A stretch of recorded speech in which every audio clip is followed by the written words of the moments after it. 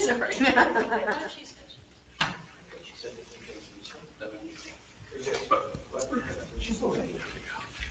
Okay. We're ready. Good evening. We're going to call the regular January meeting of the Verona Zoning Board of Adjustment to order at 8:02 p.m. on January 11th, 2024. Happy New Year. Okay. Would you please stand and join me in the Pledge of Allegiance? I pledge allegiance to the flag of the United States of America and to the republic for which it stands, one nation, under God, indivisible, with liberty and justice for all.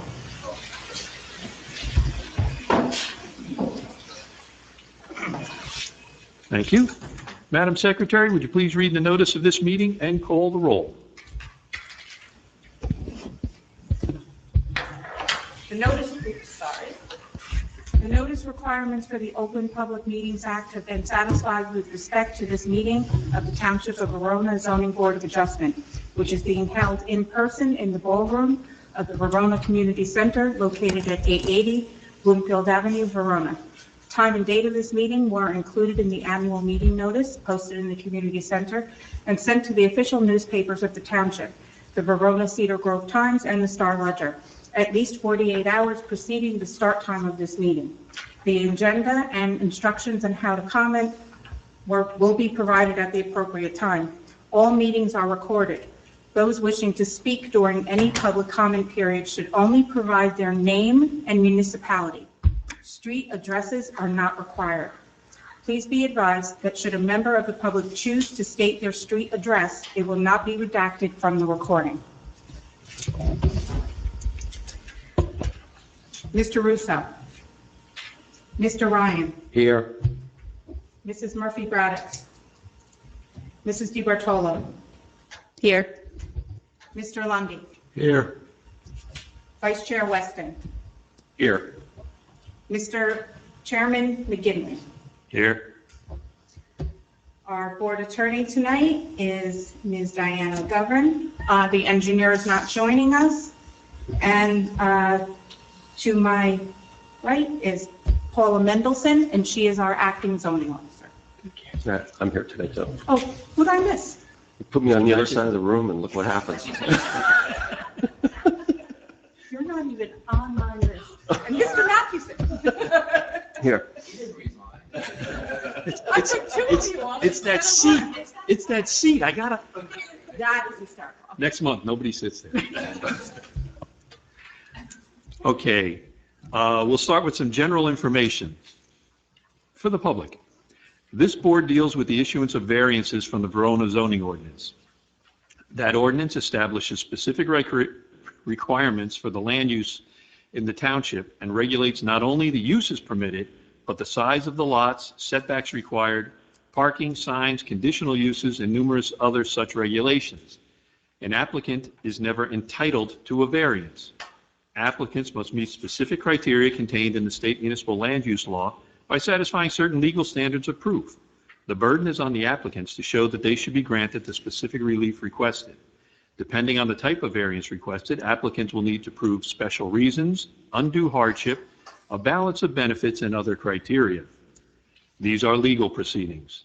Public meeting notices have been published, neighbors have been notified, applicants and their representatives will provide sworn testimony and be subject to cross-examination. Any action this board takes at this meeting will be memorialized in a resolution document prepared by our legal counsel that will be reviewed and adopted typically at our next regular meeting. At that time, any variances granted will become effective. That said, we are a board that conducts its business in a fairly informal manner. Applicants are sworn in, tell us what they want to do with their property and what they are asking the board to do.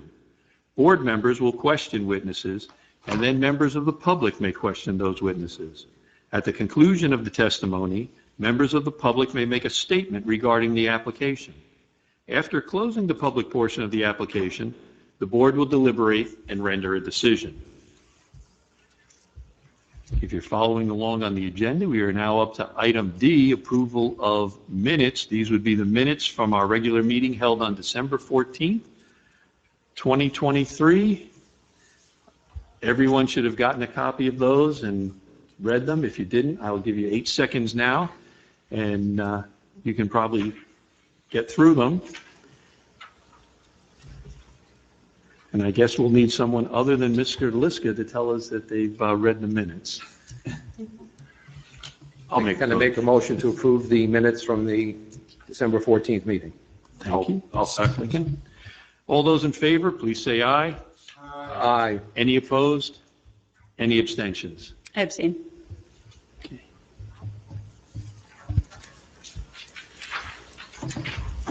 Resolutions. We have none. There were no applications reviewed at the December meeting, so we do not have any resolutions at this time to work on, which moves us into new business. Under new business, item number 1, application 2023-15, coincidentally, 15 West Lincoln Street. If you'd be so kind as to come up to the table, please remain standing. Council will swear you in, and then you can have a seat. Are you both testifying? Yes. Okay, so each of you, would you please state your name and name on the record? Sure. Shred. Yeah, I do. Yeah. Sandy Athleta. Paul Borghi. Okay, please raise your right hand. Paul Borghi. Do you swear or affirm to tell the truth, the whole truth, and nothing but the truth? Yes. Yes. You can be seated, please. And it stays red. See when it's blinking. Oh. Okay. We'll turn it over to you, if you would be so kind as to tell us, well, if you wait 1 second. Okay. Okay, here we go. Yeah. Now your microphones work, Okay, yep. and we have a full board. For the record, Ms. Murphy-Braddock is here. Okay. If you would, what we'd like you to do is tell us what your project is, what you need us to do. Okay, so I'm the contractor. I'm trying to install a generator at her home. She doesn't, well, I don't know if it's, if you can't install them in the side yard in Verona, or there's not enough side set, I don't remember. But in order, if we had to locate the generator in the rear of the house, it's a very long distance, and it would be a financial hardship for her to actually locate it back there. It's substantially more, and she'll go over the financial hardship. Yeah. Good. Okay. Okay.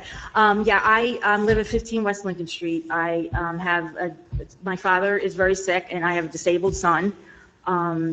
That's where the financial hardship comes in. As it is, my son has autism and uncontrolled epilepsy. He's, the financial part of taking care of him is just extraordinary.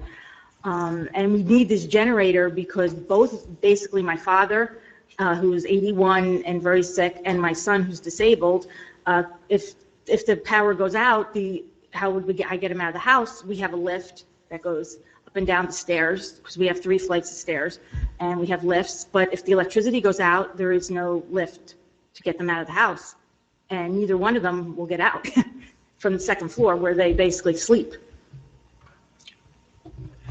So. Got it.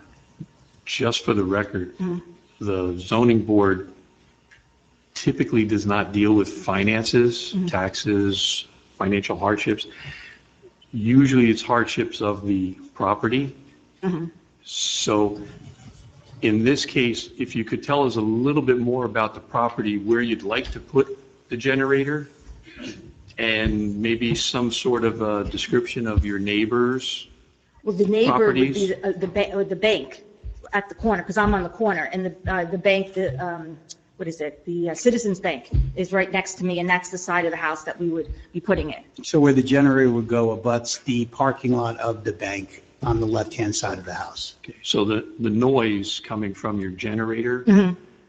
would be going at best to the parking lot of the bank? And right, and there is a little bit of there's quite a bit of a strip between me and the bank. So it's like, not like I can walk out of my house and then I just step into the bank parking lot.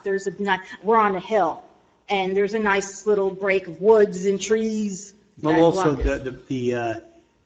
her property then drops way down to Yeah. where there's a wall, and then that starts the bank's parking. Right, so in order to get to the parking lot of the bank, I have to actually physically walk around the corner. Okay. You know, there's, So it just doesn't seem that it's really impacting any of her neighbors. As you can see, I don't believe any of them are here. We're pretty sure they're not outside. yeah, We did unlock the doors. yeah.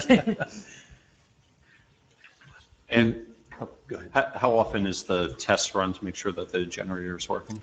Well, normally, it would run 5 minutes in an exercise mode once a week.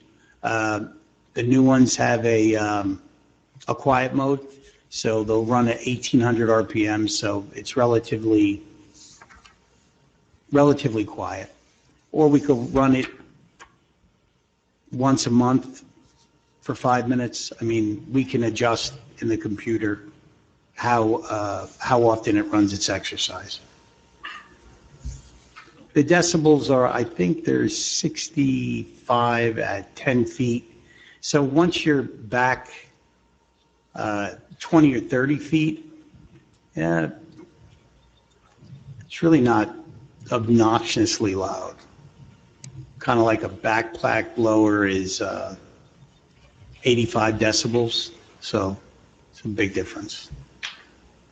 Mr. Chairman, I did drive by your house just out of curiosity after I looked over the application. Am I correct in saying there's already an air conditioning, a central air conditioning yes. unit in that area? It would be on the same side, So right? it would be on the same side? Yes. So have you had any complaints about noise or anything from the central air conditioning? No, never. Not And I'm only once. saying, and that would probably operate more, let's say, if I'm.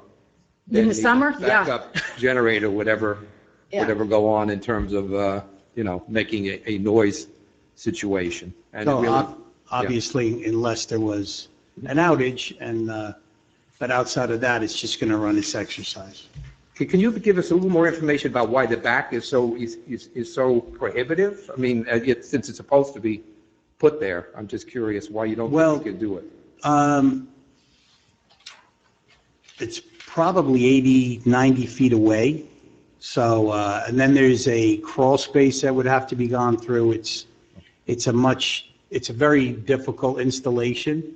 And there's a wooden deck there, so it would kind of have to stay away from the deck. The manufacturer specifications are 18 inches from any, well, it could be a combustible or any non-combustible, but really 2 feet is what we would normally do to have some space to work behind it. I never really have a high, I don't like putting him in certain situations. I don't like putting him by, decks, the wood dries out. It's just, for me, it's not a safe location. And literally it adds 80 plus feet worth of conductors from the generator to the transfer switch and gas line. So the further away you go, the larger the gas pipe gets. It just exponentially gets more difficult. And serviceability, it's, in a snowstorm, if something had to be done to it, it would be, You'd have to go through the whole side to get to the you back. take a little sled back there. You mentioned about the difficulty, and I sympathize with your situation. You need a lift. The essential reason for your backup necessity is you operate lifts to get your father and your My son son. from the second floor down. Exactly. And my son also, when he has a seizure, he's on oxygen. after that. Isn't your father on oxygen? My father does, or he also has a script for oxygen. He's not on it 24/7, but he does have the oxygen tank, and my son does. And without electricity, you can't, there would be no. And if we ever had a power outage, there would have to be, he would have to go to somewhere else, like a hospital or something, because I couldn't get the oxygen to work. Okay. Thank you, Mr. Chairman. Council, is the application, you notice everything is in order? Notice is correct on this one. Yes. Okay. So the neighbors were served, and I don't believe we have any neighbors at this meeting. Okay.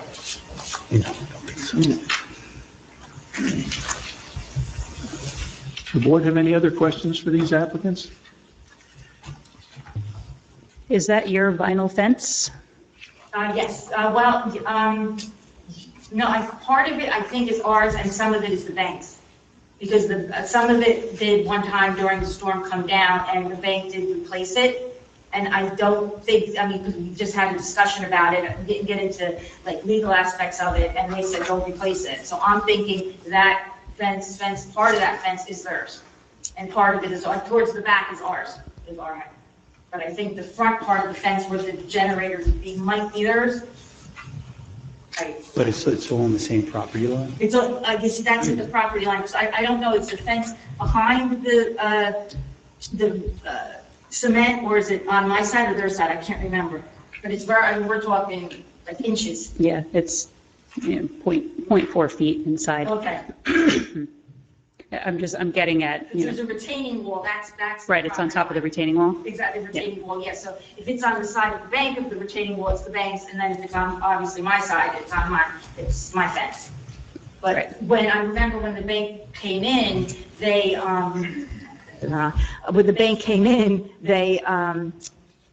put it up because they wanted it. They wanted the fence there. Actually, the bank was here and applied for a variance, and part of the requirement was that they put a fence along the top of that retaining. Oh, okay, they had to do So- it. They didn't want to do it, They they had didn't want to to do it, yeah, they did though. Yeah, they did. Am I correct in assuming, and to follow up on Mr. Lundy's point, that the bank was notified that the generator, Here and neighbors, so. yes, they would have gotten it? Okay. That's the assumption. Yeah, I'm sure they got it. Double check. Okay. Is there anyone from the public who has a question for these witnesses? Okay. Without any further questions, is there anyone from the public who would like to make a statement about this application? Hearing none, I would close the public portion of the application and open it to board deliberation. This is pretty straightforward from my perspective. Mr. Chairman, any offending noise from this machinery is going out into a parking lot.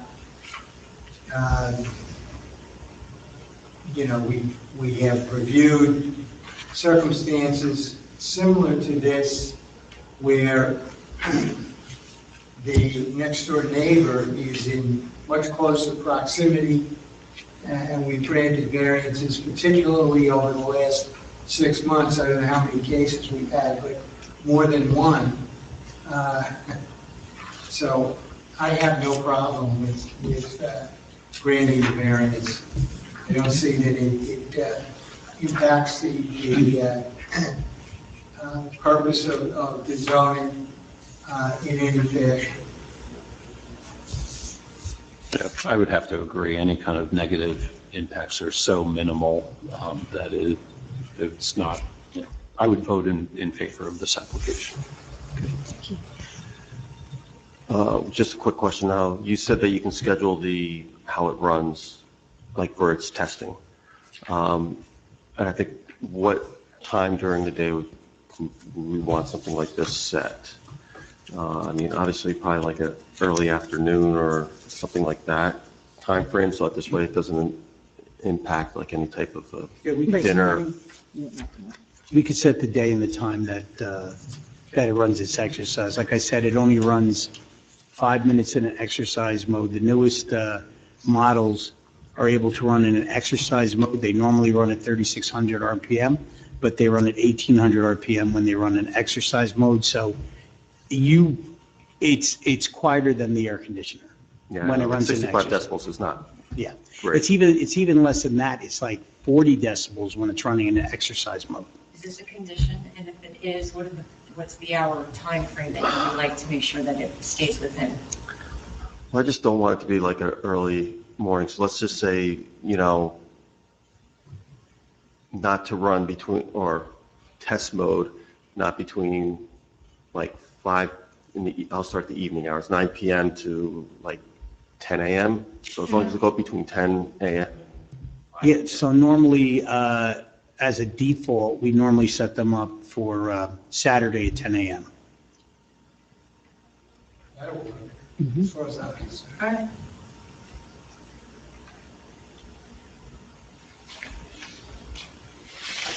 Okay, I just had the question, and this is just a very technical point. I have no problem with where they want to put the generator. I asked about the notification only because since it is a business, does the actual business location get notified, or is the owner of the property? Okay, so somebody, if they're renting the property, just my own clarification. If they're renting the property, they really have no legal standing, or? They don't have legal standing, but if their landlord advises them Okay. that this is an application that might be of interest to them, they could come. there and say something, because they would be irrelevant, Right, obviously. but the landlord is under no obligation necessarily to notify them. No. Okay, all right, just curious. I say this not knowing what it says in their lease. but, Right. Otherwise. No. they're not legally Okay, obligated. okay, thank you. Yeah, I don't have any problems with this either. I mean, the noise from just the cars going down Bloomfield Avenue is going to significantly watch Motorcycles. out Yeah. anything that the generator would do. Plus, just in terms of screening, I know a lot of times we talk about screening as a condition of approval. Doesn't seem to be necessary in this case. It's so elevated. There's a retaining wall, there's already a fence up there, and it's way in the back, so I don't have any issues with it.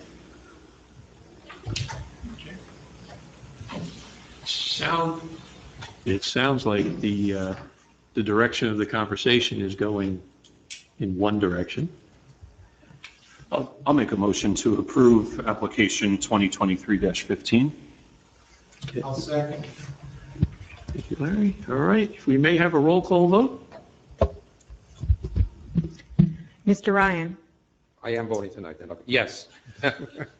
Well, you have to get clarification here. Okay. Yes. Mrs. Murphy Braddix, Yes. Mrs. DiBartolo, Yes. Mr. Lundy, Aye. Mr. Mathewson, Yes. Vice Chair Lefton, Yes. Chair McGinley. Yes. By my count, the motion passed. We will have a resolution drawn up and approved at our next meeting. And good luck with your install in good weather. Yes. Yes. Thank you. Take care.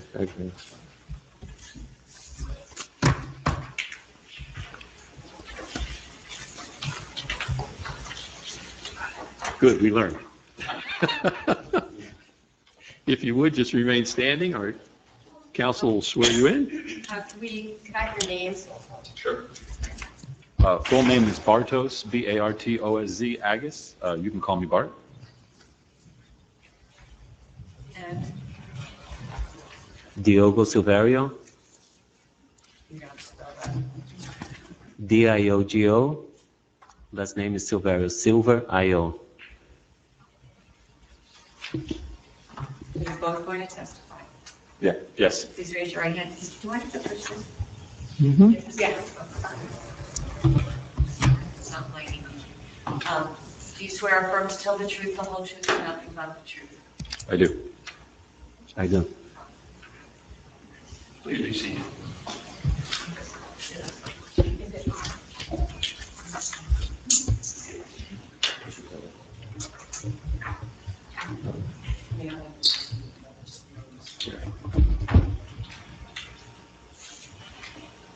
Okay, thank you.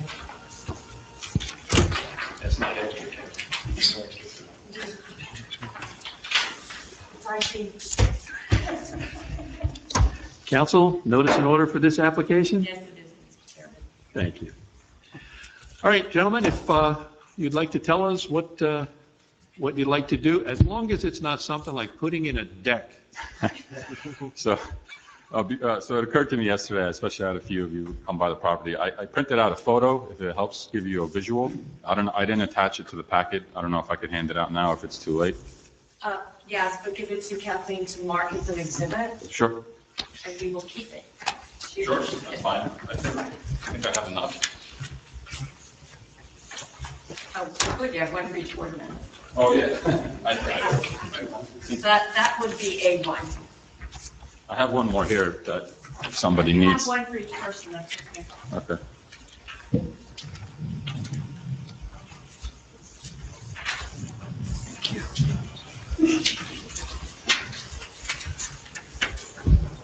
Thank you. So I guess I'll just begin. So we're looking to put in a deck in our yard, and I brought this visual here just to give you an idea of where it's going to go. So where we were hoping to put the deck is kind of where you see the staircase here on the left-hand side, and it would extend to kind of right before the bushes, right before the window there, and then it would come out to sort of where the bottom of that picture is, covering most of that patio and the little grassy area to the left. So one of the variances I'm here to talk about is regarding the deck height. So as you can see on I don't know if it's visible from the picture, but we do live on a hill, Maple Terrace, and there is a slope all over the property. And on the left-hand side, it's about 4 feet and change. And then once it comes out towards a little further onto the yard, it hits the 6 feet, which is against the 4-foot requirement. So that one, it's just a little hard to justify given the slope of the land and living on a hill and where that first floor is kind of located to meet that requirement. The other requirement is I believe it's called the deck area relative to the existing blown footprint. So like I said, we have this patio that we just wanted to cover, and given where the door is, where the patio is, and kind of how it curves with the pavers by the basement door, we just wanted to cover that area, and it just happens to exceed that 20% limit, if that makes sense. And just to also add, a few of my neighbors, especially 2 of which are directly around me, they also have the elevated deck. They don't have one of them doesn't have stairs. We have stairs in this plan, and the other one, it's not wooden, it's kind of got blocks, but so it is on par with what the neighbors have in the area, at least directly around me. And that's pretty much it, if you have questions. Okay. Yeah, so just to make sure I'm confirming my understanding, the height of the deck is going to be similar to where I would say the landing, the top landing of where the stairs are now, near the door? Well, it's going to be exactly that height. Okay. And just to extend. Yeah, so once it extends out, especially as it comes sort of towards the bottom there, it hits that, it's about approximately 6 feet.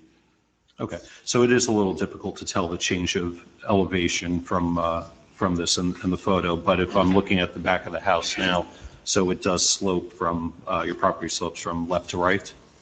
From left to right, yeah. And it does, at the end of the patio there, which I realize I probably should have captured in this photo, it does slope down after that patio, which is where that kind of bigger drop to 6 feet comes into play. Okay. And can you describe any kind of shrubbery or along the property lines to both sides as to if, you have clear views into the neighbor's yards, partial views blocked by trees, bushes, so on and so forth? Yeah, sure. So on the left-hand side, where you actually see the landing, there are 2 big, I don't know what you call them, like bushes, trees. So that's actually, obviously in the spring and fall, it would be essentially blocking the neighbor's yard, and those are the ones that have the elevated deck. On the other side, we also have shrubs. They're not that tall. They're just kind of plants. I don't know the term for them, but they're not 6 feet tall. We do have plants on that side, but if you look over here, there are these taller bushes we have that do extend. My neighbors on that side have a patio, and these bushes on the right-hand side do cover the patio area where they have a barbecue and seating and such.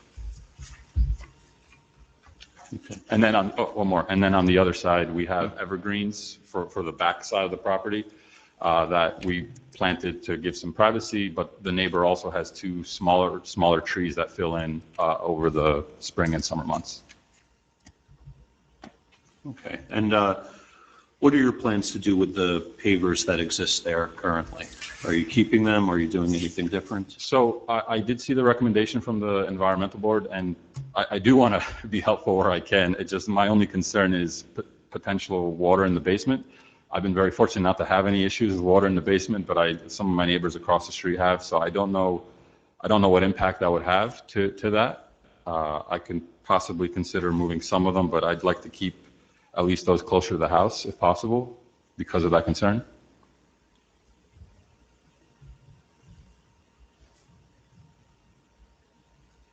Thank you. To follow up on Mr. Weston's point, the pavers, full disclosure, I did go and look at the property personally, and I don't know, I guess the pavers themselves right now, are they considered to be paved, pervious or impervious? How do they go through? Impervious. Impervious, okay.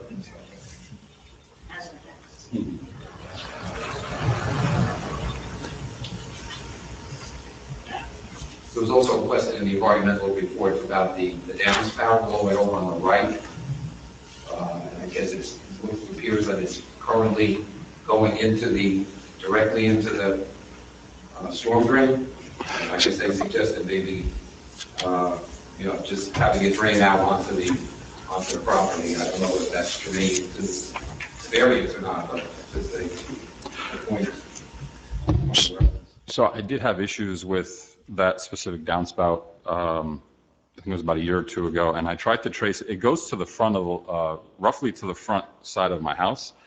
I don't know where it goes, unfortunately, but it doesn't go to the street or anything. I think it just drains into the ground because I did have some water coming up about a year or two ago. I ended up clearing what I could, and it's cleared up ever since. But I don't know if it, I mean, I can't say for sure that it doesn't go into the storm drain, but I don't see a line going out to the street or anything. I believe it just drains into the ground, if that helps.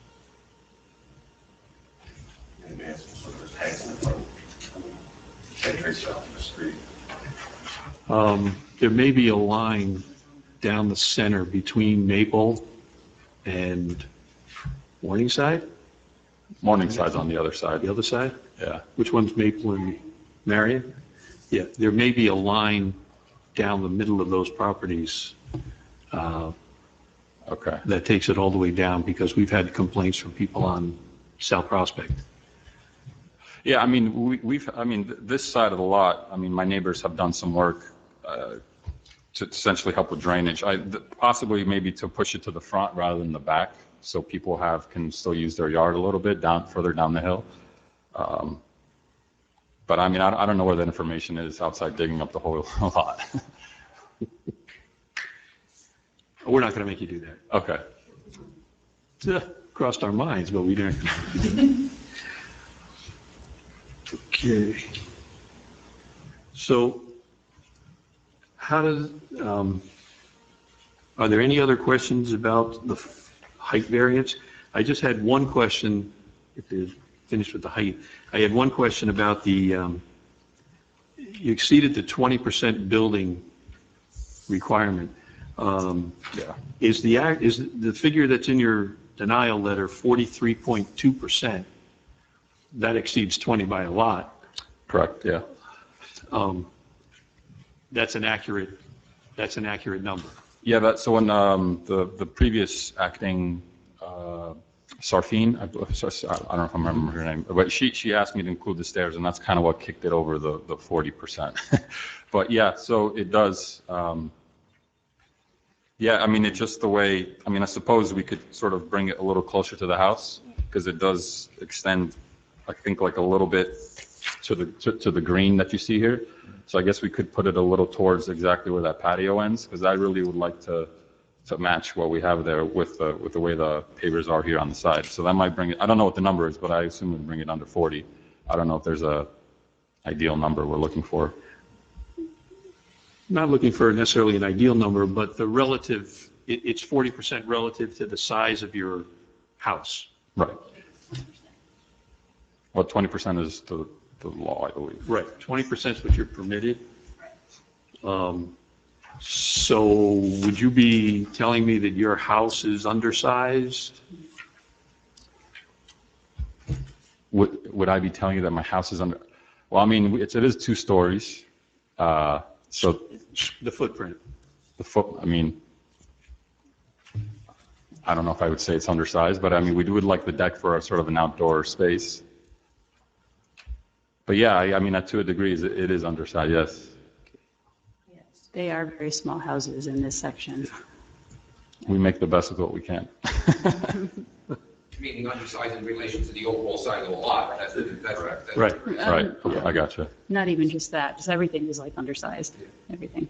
Yeah, yeah, not just the size of the lot, but just even in general from the square footage from one floor, that it's not that the size of the deck is that outrageously large, it's just in comparison to. Right. And there's nothing in this town conforms to the, Right. or a lot of it doesn't conform to the current zoning code. Especially the older end. You approximately when was your house built, can I ask you? 1939. Coming up on its 100-year-old birthday, sort of. A lot of change since 1930. I do have, let's see, one thing that I think might be an error. Okay, I've looked at the rear yard setback. okay. Your existing rear yard setback, according to the application, is 45.5 feet, and the proposed is 30, so that delta would be 15 feet, right?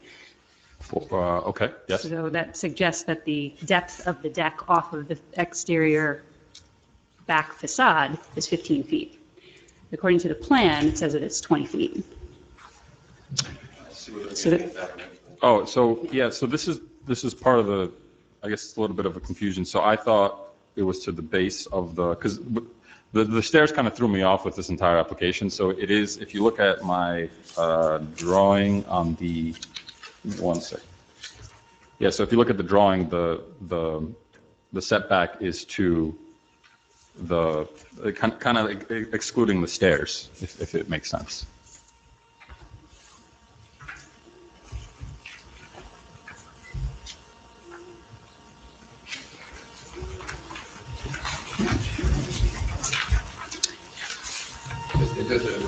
So the proposed deck, and forgive me, is coming out now beyond where the current pages are, exclusive of the staircase, but forget about the staircase. A little bit, yeah. I don't know the exact, it does come out a little onto the grass, correct? So Christie, I see your point, but it still would not require another variance if we include the stairs. It would still be at 25 feet or so. No, the rear yard setback there is 30, so that would trigger another variance. I thought it's 20 feet that is the, Rear yard setback, we have the book handy, I'm pretty sure it's 30. So it's 30 in almost every zone. Rear yard setback. The rear yard setback for the, not in the box, for the, yeah, I'm looking for the. For R50? I'm just going by what was in the denial letter. It says 30. Right, yeah, it should be 30. I'm sorry, it says 20 with a proposed setback of 30. Okay, Yeah, on the denial list, it says a rear line setback of 20 feet. the rear yard setback is 30 feet, according to our zoning code for the R50. Okay, I'm trying to understand that, because I'm looking at the survey that they marked, and it's showing 35 feet to the indented part of the deck. I'm trying to understand, like, to make sure there's not a rear variance, what the actual setback number is for the resolution. It's a little hard to say without kind of a fully scaled drawing, but if this description is correct at 45.5 feet as existing from the exterior wall to the back property line, and the required setback is 30 feet, that leaves 15 feet worth of deck to play with. This proposed deck is 20. Where are you seeing the 45 number? Just my own? This, Oh, gotcha. and again, it's a little hard to say because oftentimes this is noted on the survey, but it's not noted on this survey. All right, so it would be my suggestion, if the board is going to tweak this, that you say a number that can be enforced, so, and a way to measure it, either from the back property line or from the home, however you're going to figure that out so that it's clear.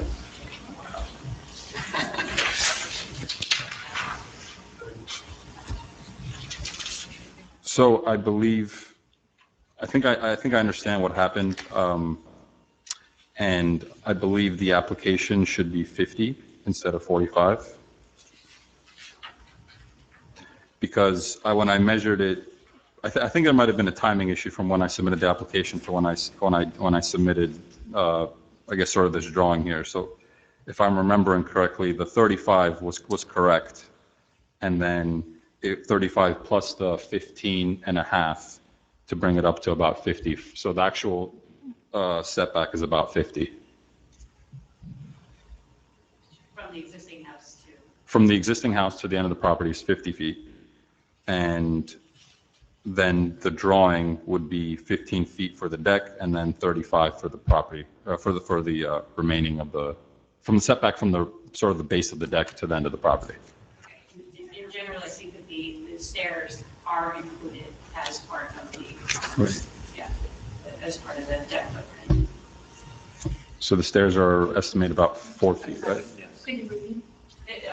Generally, the stairs, at least when I do these projects, I include the stairs as part of that's the main part of the deck. Yeah. So, the stairs are 4 feet, so it would be 31 instead of 35. So just apologies for what I'm guessing what I'm driving at is I think the number I have here on the application is incorrect. And just for the record, the deck is considered an accessory structure In this case, it's not because attached to the house? According to our book, a permitted accessory use, B5, is a deck either attached or unattached.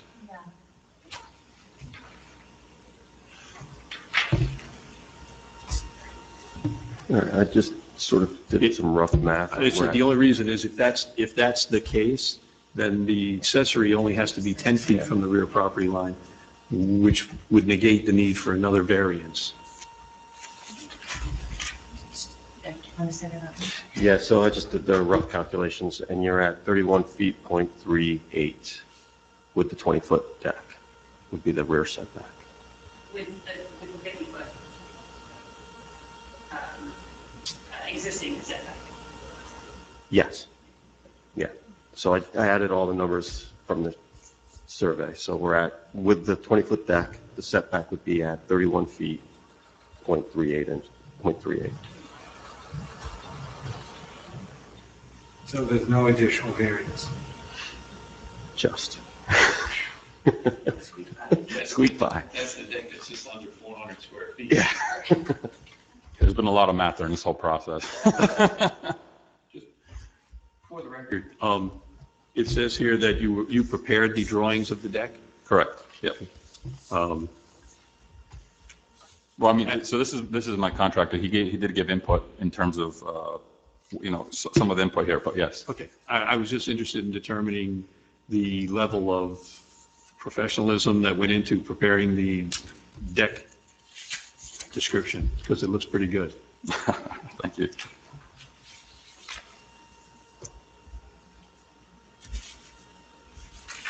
Okay.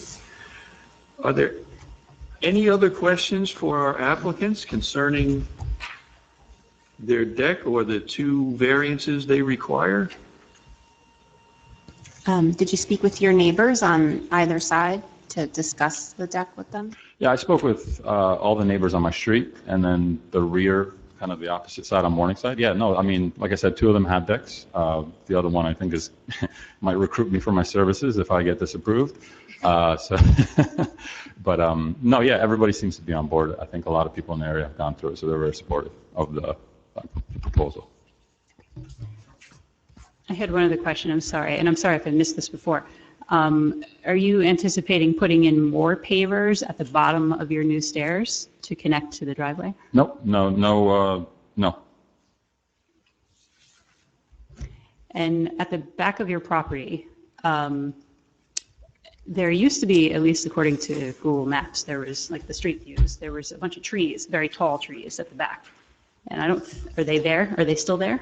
Still have the one giant tree that scares me every time the wind blows, and my neighbor has the two trees, and we also planted 6 or 7 evergreens a couple years ago that are going to go. Okay. No, we didn't remove any trees. Okay.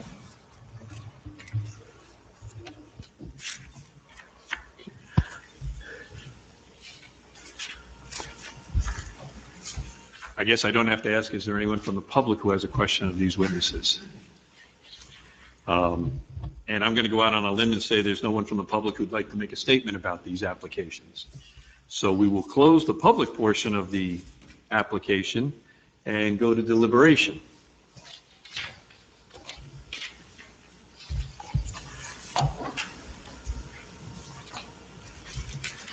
What's the general consensus on the variance for the height of the deck? I mean, at this point, you're a victim to the property that you're on. I don't see the need to have to create steps coming down from that first floor to meet the height requirements. So, I mean, personally, I'm okay with the height.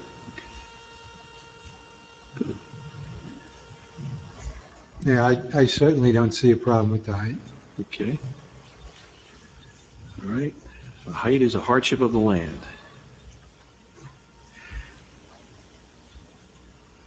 How about the 43.2% variance required for the permitted deck area?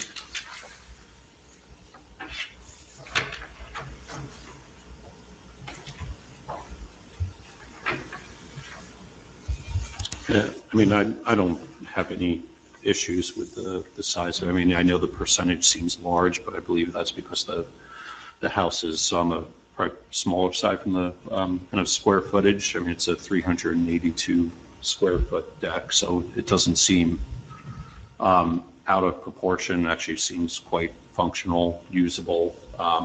Anything smaller kind of limits what you could do with the deck, and again, it kind of fits into the, let's say, landscape of the yard. Given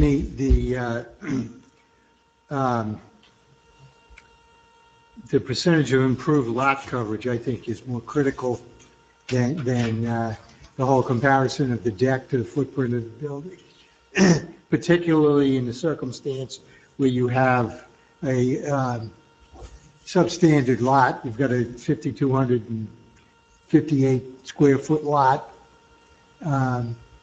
You know, we've certainly granted enough variances with lots that are substandard. Substandard being just a term that it's smaller than the zone. Not any inference about your property, sir. So that being the case, I would have no problem. I think that the comparison of the deck to the footprint of the building is superseded by the positive aspects of the improved lot coverage, where it's still under 40%. Good. Are there any other thoughts on the lot coverage? Well, I guess I'll get started. So South Prospect floods horribly. I point completely taken about the size and scale and the proportions and everything else, and I wholeheartedly agree with that. But I think that we really have to take into account what's happening at the other end of the street here. I know those neighbors aren't here. Maybe they don't quite, understand that this is like death by a thousand cuts kind of thing. If we keep granting these kind of little variances, then all of a sudden they're going to have, massive flooding, and they already do. Am I allowed to chime in at this part or no? No.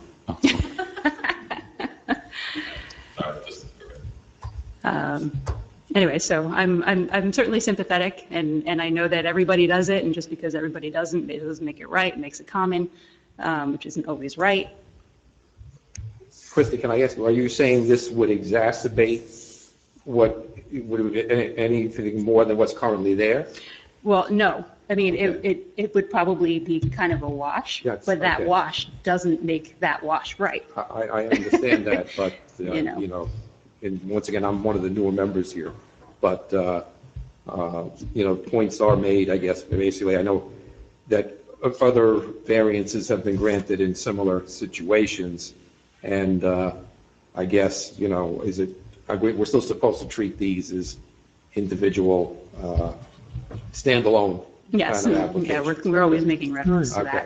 that. So my question to you would be, would there be any mitigation or condition to get your vote to approve it that they could do to alleviate some of your concerns? Other than just outright denying the application? No, I mean, honestly, even if you left everything as it is today, it's still a problem,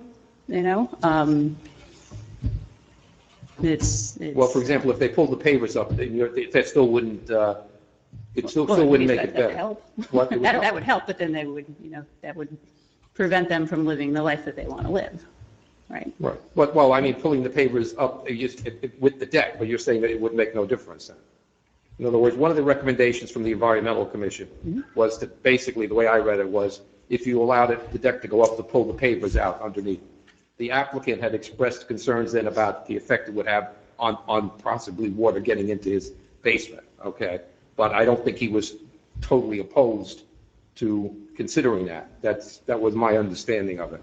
If it might alleviate some of your, it could make things better, basically, if you had a deck and just dirt underneath. Yeah. Wouldn't that still absorb more than what the pavers do?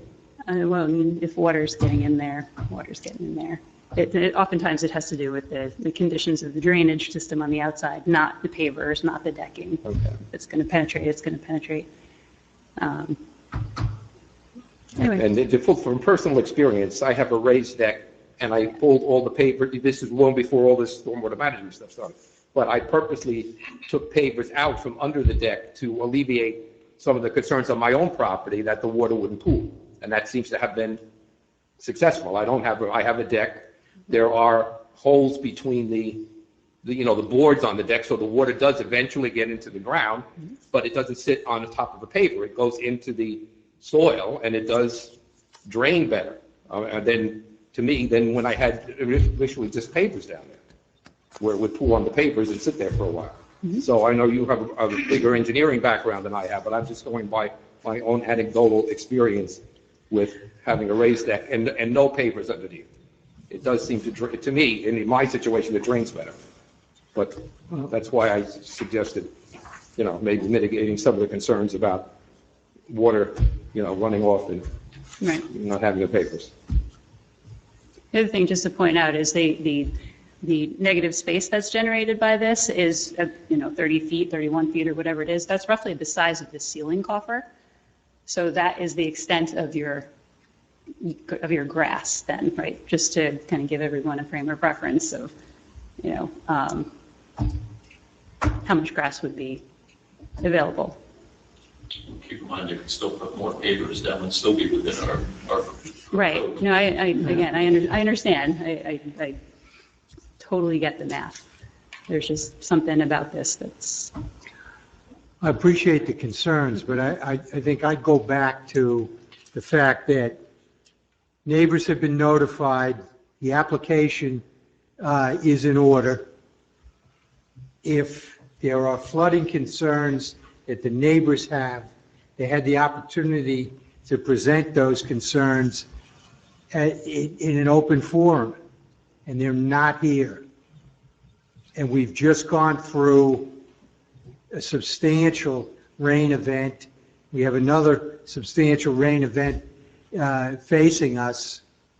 So, I mean, for my money, if it's a problem on South Prospect, enough for neighbors to be concerned, they ought to be here. I think the application needs to be viewed based on the information we have and based on the fact that none of the neighbors, and the applicant has testified that he has spoken directly with neighbors on either side and across the street and in the rear of his property. So he's done the legal point of notifying the neighbors as part of the application. He's gone out and he's spoken directly in terms of his testimony that he has spoken to neighbors that are in close proximity to his property. I don't think that it's appropriate that we assume that this is going to either be detrimental to any flood conditions, that it's going to exacerbate that circumstance, because I think that, you know, the fact that the neighbors who may be affected by this haven't shown up. So to me, the application has to stand on what's presented, not on you know, other circumstances that may or may not be affected by this variance. And if I could follow up to you on Larry's point, with putting this deck, just putting the deck up, would it be any worse than the current conditions on the property? I mean, in your opinion? No. Okay. No.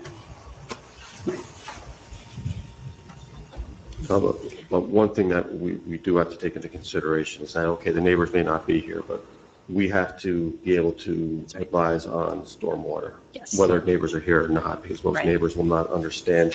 Right.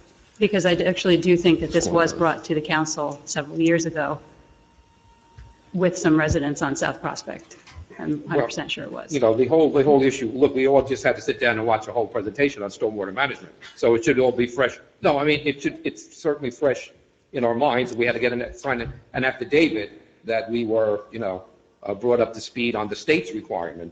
So I think the discussion certainly is valid. I'm not, you know, questioning your desire to maybe see the situation, if not mitigated.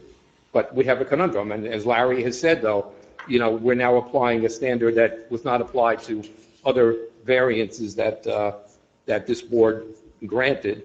I mean, I don't think we're bound by precedent, but, you know, I think we certainly have to consider, you know, the effect. The other thing is, on the second page of the denial letter, is the sentence, stormwater management is exempt since the increase in impervious is under 400 square feet. So then it's not an issue. So, No, it's not an issue. There's just extra mitigation procedures that you need to take if you're disturbing more than 400 square feet. It's not that they don't apply. no, I understand that, but we don't have any kind of measurable parameters, and we have no dialogue with any neighbors that have expressed a concern on this. So I don't know how you would manage what mitigation needs to happen, given those circumstances. You're operating in the dark as far as I can tell. It's somewhat similar to the November meeting where we had the application for the pool, and the gentleman came in with all of his data and detail explaining why the flooding was occurring. It's, I guess, our job is very localized. However, a lot of little localized makes the flooding on Ann Street and the flooding on South Prospect. In this case, I think the applicant has managed to move around the requirements. The deck is smaller than would include stormwater management efforts. I'm not going to assume that the applicant would put in stormwater management facilities on your property if they're not required. So it's not something we can make a condition, it's unenforceable. Well, which is why I just asked Christie the question, is this going to make the situation, in my mind, if it's not going to make it any worse, I'm essentially agreeing with you. And that, you know, putting the deck up is not going to exacerbate what's already there in terms of stormwater runoff. So I'd be inclined to say, which I think you seem to be moving towards. I don't want to, you know, put words in your mouth, but it seems to be you're moving towards, you know, granting the variance. You know, I mean, you know, I'm not. I would be accepting of it. Yeah. Although okay. my friend did move from South Prospect to Forest Avenue, so he could make the water as opposed to being. No, I mean, quite frankly, I'm more concerned with, it's not the purview of this board. I'd be more concerned about where that downspout is emptying out in terms of your problem with, you know, water running down to South Prospect. You know, but that's not us, that's not for us to decide. But if we had a downspout that we didn't know where it went, we'd be interested in knowing where it goes. Yeah, well, that's what. Especially if you're getting a little water in the basement. Yeah. I can tell you from having dug up several, it's amazing where they go. Yeah. I haven't had issues that I'm aware of, so. Put them back before the neighbor notices you're in his pipeline. Okay, folks, it sounds as though we may be moving beyond the need to discuss any more the maximum permitted deck area. Can I ask one other thing? I'm sorry, of the applicants. The size of this deck, it's 15 and a half feet deep. Have you considered shrinking it at all? Would you consider shrinking it? So, I mean, we are open to, you know, to being supportive any way we can. I don't have the number, but I would be open to bringing it in towards where the patio is, because like I said, it does extend a little to the deck. I think it might be like a foot or so. I can measure it and get back to you all, but I am open to doing that.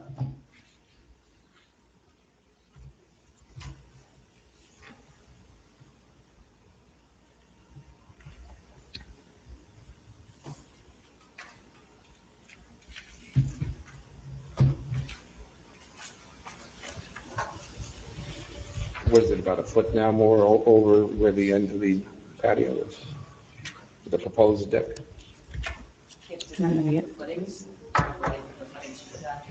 Well, they may have to pull some papers up to put the footings in, which I don't think is a major difficulty. You wouldn't have to take all the papers out, you just have to pull the ones out where they're going to put the footings. So would the applicant agree then that the deck would not extend out beyond the existing line of the patio? Yeah, sure. I think I can do that. I mean, ideally, I'd like to keep it as is.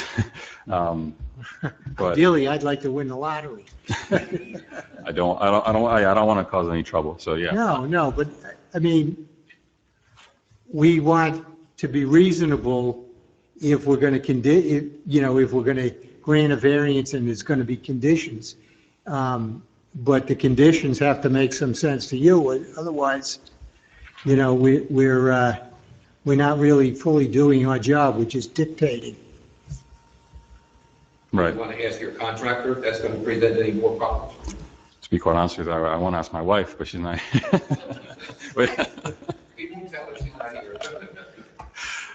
Give me 1 second.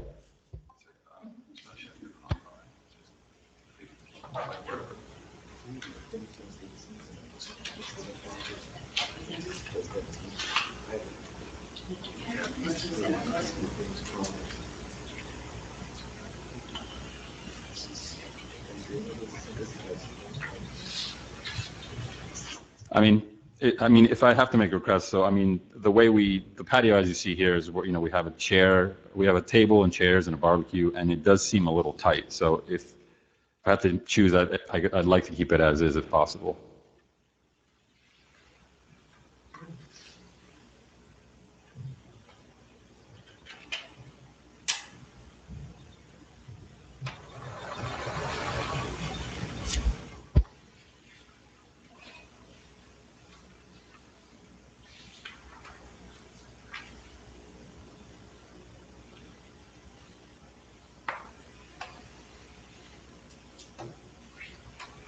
Good, silence is good. That means everybody's thinking. All right. Just for the record, I don't have a problem with the size of the deck as proposed. Okay. For sure. I don't have a problem with the size of the deck as proposed either, because there's nothing worse than a deck that's not usable. My parents have a deck that is completely not usable because it's too small, and it's just silly.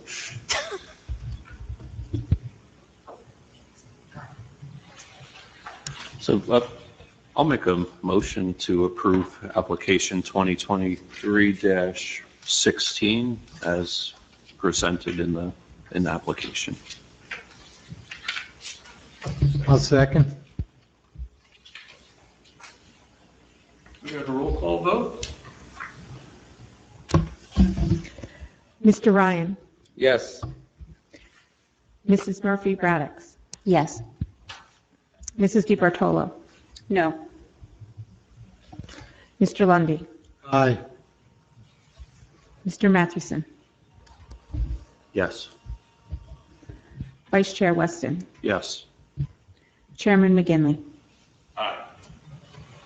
By my count, the motion passed, and we will have a resolution drawn up and vote on that at our next meeting in February. Now's probably not the greatest time to start, but good luck with your construction. So just from my understanding, so now, Yeah, you can't get a permit until we do the resolution.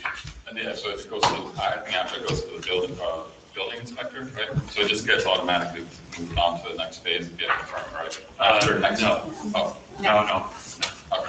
okay. Once the resolution is drawn up, it will come back to the board to be memorialized. Once that is done, you will take the resolution, you'll use that. You don't need a zoning permit because the resolution will be your zoning permit. And then you'll need to submit to the building departments for all the plans and fill out all the jackets and permits for them. Okay, thank you. Appreciate your time. Okay. Thank you. All the best. All right, folks, that moves us to, for the record, anybody who's here for the third application, No, I don't think so. it's not necessary to hang around and wait. We have moved that, it may be at the February meeting. Okay. So please, nobody throw away your plans that you received for that application because it is looking to move to February 8th. Hold on to your paperwork. Is there any reason for us to go into executive session this evening? Hearing none, has everyone had a chance to meet our new zoning officer? Paula? In zoning office. Hello, everybody. Feel free to call her with questions. What does acting exactly mean? Like, you're the zoning officer? I don't have the All the the certificates? license yet. Yeah. Yeah. I am an architect in Brazil. I'm a licensed architect too, and trying to switch careers. Would there be situations, Mr. Chairman, where if the application was very complicated, we would still have to call in an engineering firm in? Yeah. Yes. And how would that be determined? I'm just curious for my own. I mean, if somebody looked at if Kathleen looked at this thing and there was like, I don't know, 5 or 6 different variances required to do something, who would determine what kind of experts, I guess I'm asking, would we need to conduct the hearing with? I send the application out to different people to review Right. the environmental condition, and it goes to the engineer. Okay. So if the engineer, Mr. Tenkate, did not feel he needed to be here tonight for these applications, but if it is one that will require more of an engineering review. So he then- would det- he then would he'll- determine- He will actually do a report, Right. and then he would attend the meeting. Okay, and then the chairman will look at the report and assume, no. Well, I know we've had situations where we felt we needed more expertise here than we've had, and hopefully that situation has, been addressed, and, hopefully, fingers crossed, which is why I'm raising that point for my own benefit. That's what we're hoping. Yeah. Hoping that we're coming out of that tailspin. No, and I don't mean to imply, none of these applications tonight fall into that category. I'm just asking that as a general question. And also, when the packets are sent to you, when you do your review, if you have a concern that you feel we need to bring the engineer in, we can make the request to bring the engineer in, even if he didn't say he needed to be here, based on what the board would like.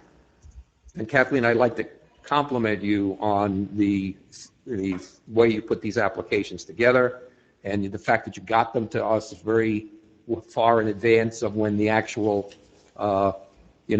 meeting was. So thanks a lot. I appreciate it, and I hope I speak for other members of the board when I say that. It's because you weren't here last week, because I got it and thought I had a meeting Thursday. Yeah, well. So if anybody has any complaints about the way we're changing the varsity registration or whatever it was that was here, I'll take credit. So, okay, motion to adjourn the meeting, Mr. We'd Chairman? love to hear a motion to adjourn. I'll make that motion. Our next meeting is February 8th, It is. and we have at least 2 applications, I believe. Yeah, and I'm going to hold it. Holding it too, At 2. because we're going to do We'll be dueling one that garages. would Not keep tonight, and then use variance. Okay. Good way to start the new year. Yeah. Did we get a motion and an adjournment? Second. Yeah, there's a second. Motions don't require a second. Okay. Unanimous. Unanimous. No one's ever voted. No one's ever voted. That's it. Okay, thank you.